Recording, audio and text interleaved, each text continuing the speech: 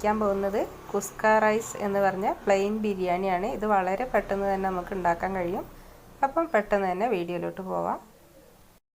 ഇതിനായിട്ട് 1/2 കിലോ കൈമ റൈസാണ് ഞാൻ എടുത്തത്. അപ്പോൾ നിങ്ങൾക്ക് വേണമെങ്കിൽ ബസ്മതി റൈസോ സെല്ല റൈസോ ഏത് റൈസോ എടുക്കാം.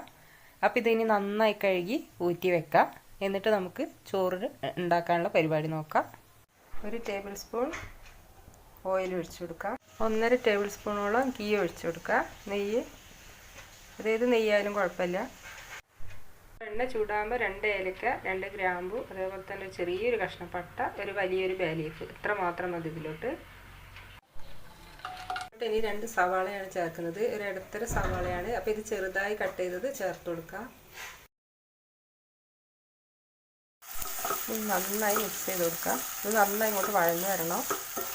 ഇത് ശരിക്കും വളരെ എളുപ്പമുള്ളൊരു ബിരിയാണിയാണ് ഈ കുസ്ക എന്ന് പറയുന്നത്.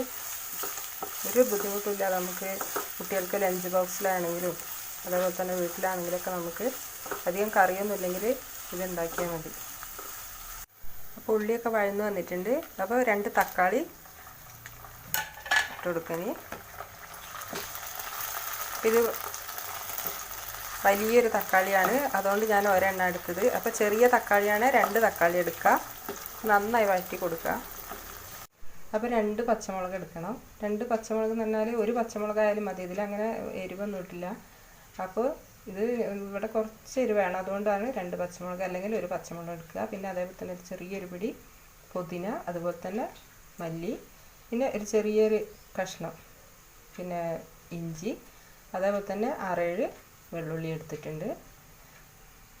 ഇത് നമുക്കിനി നന്നായി അരച്ചെടുക്കാം. അപ്പോൾ തക്കാളിയൊക്കെ നന്നായി വഴന്നു വന്നിട്ടുണ്ട്. ഇപ്പോൾ ഈ അരച്ച് വെച്ച കൂട്ട് ഇതിൽ ഒഴിച്ചു കൊടുത്തിട്ടുണ്ട്. ഇനി ഇത് നന്നായി ഇങ്ങോട്ട് പച്ചമണം മാറുന്ന വരെ ഒന്ന് വഴറ്റിയെടുക്കാം. ഇതൊക്കെ നന്നായി വഴന്ന് പച്ചമണമൊക്കെ മാറിയിട്ടുണ്ട്. അപ്പോൾ ഒരു 1/4 ടീസ്പൂൺ മഞ്ഞൾപ്പൊടി ചേർത്ത് കൊടുക്കാം. മുളക് പൊടിയും ചേർത്ത് കൊടുക്കാം. 1 ടീസ്പൂൺ ഗരം മസാല അല്ലെങ്കിൽ ബിരിയാണി മസാല അതും ചേർത്ത് കൊടുക്കുക. ഇതൊക്കെ നന്നായി ഒന്ന് പച്ചമണം മാറുന്നവരെ ഒന്നുകൂടെ ഒന്ന് വഴറ്റിയെടുക്കുക. ഇത് പെട്ടെന്ന് ഇങ്ങനെ വഴറ്റിയെടുക്കാം.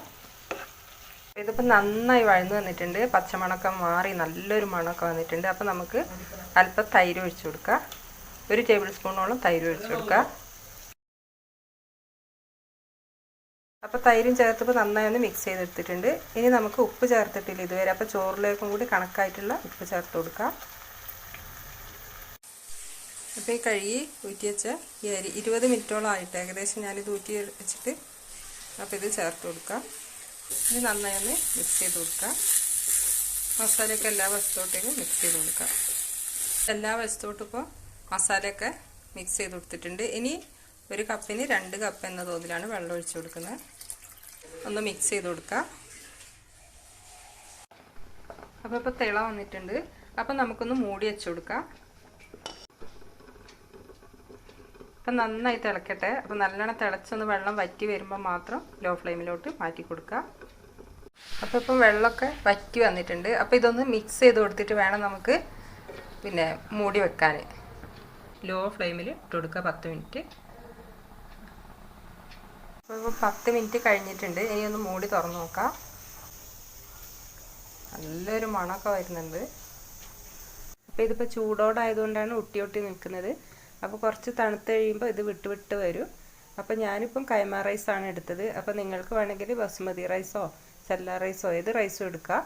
അപ്പോൾ ഇതൊരു പ്ലെയിൻ ബിരിയാണിയാണ് ഈ കുസ്ക എന്ന് പറയുന്നത്. അപ്പോൾ നമുക്ക് ഇനിയിപ്പോൾ കറികളൊന്നും വെക്കാൻ കൂടുതലൊരു സാധനങ്ങളൊന്നും വീട്ടിലില്ലെങ്കിൽ പെട്ടെന്ന് തന്നെ ഉണ്ടാക്കിയെടുക്കാൻ കഴിയുന്നൊരു ബിരിയാണിയാണിത്. അപ്പോൾ നിങ്ങളെല്ലാവരും ഇത് ട്രൈ ചെയ്യുക. വീഡിയോ ഇഷ്ടമെങ്കിൽ ലൈക്ക് ചെയ്യുക, ഷെയർ ചെയ്യുക, സബ്സ്ക്രൈബ് ചെയ്യുക. Thank you.